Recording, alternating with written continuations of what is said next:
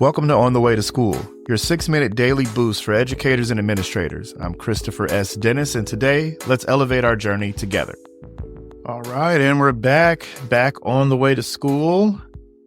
You know, you got to have a good cup of coffee, a good cup of tea, maybe a little sausage dog for your re-entry here.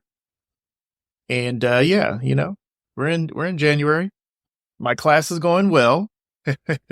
I had to do some Google Classroom cleanup and make sure I entered some grades, because I think sometimes you get behind on your grading early, and then the students tend to take advantage of that. So I've got to crush my own expectations and start strong in the grading. So hopefully your grade books are looking great. And for those of you that are in a evaluation cycle, I know that it's probably a lot going through your mind as you go through the cycle and, potentially ask for different merit increases and things like that. So just continue to just do your best. That's all you can do, and enjoy it. Let the joy come out. I think that's probably the best thing that we all could do, is let the joy come out. So today I wanted to talk about the, accelerated curriculum.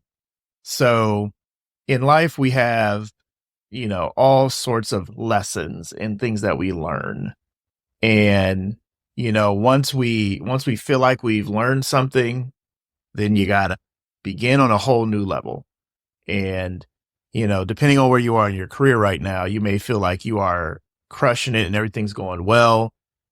You may not be looking ahead to the next challenge. You may be enjoying it, but it's a good opportunity if you haven't really had that time to process during the winter break. As we get going here at the top of the year, it's a good time to think about, when is it the time to take risks and prepare for a little bit more? Where are you challenging yourself and moving from that entry level class to that advanced course? When are you going to go ahead and kind of step into the more challenging text and curriculum of your leadership and your responsibility? A good way to find this out is to just check in with colleagues and see where they are. It's also a good opportunity to check in with your direct supervisor and just see where you are with those goals that you had at the beginning of the year. Okay.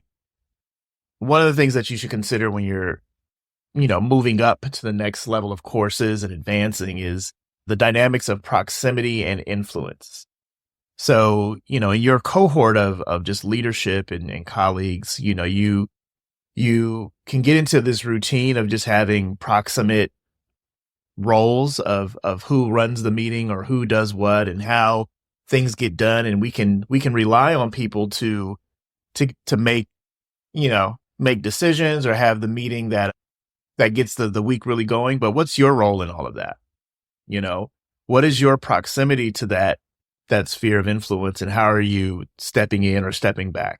For me, as somebody who has a significant level of influence and authority, at times I can lean back a little too far, and then I have to get in there and kind of do some drastic rewiring and get things in a different direction if I don't feel like they're going the right way.